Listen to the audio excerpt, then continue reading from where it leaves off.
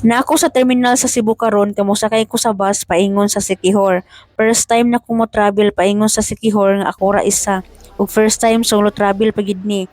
Naabot ko diri sa terminal alas 4 sa hapon dayon molarga ang bus alas 8 sa gabi. Taga-adlaw ang biyahe sa bus guys, Cebu to Siquijor pero alas 8 sa gabi ang ilahang biyahe. Kada adlaw gid na siya. Dayon ang bus nga mobiyahe dito duha ka buok. Ang isa ray mo round sa Siquijor maghatod sa mga pasahero, ang isa taman dara sa Pantalan.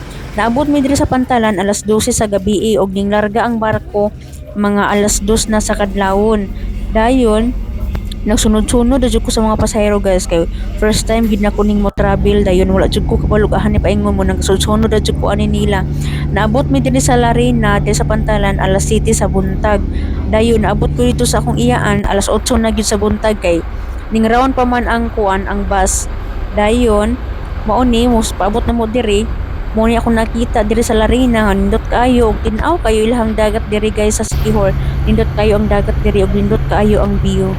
Kung ginsa tong gusto mo travel guys, Cebu to Siquijor nga magbus, at least na namoy idea nga unsaon o hadapit mo sakay og daghang salamat.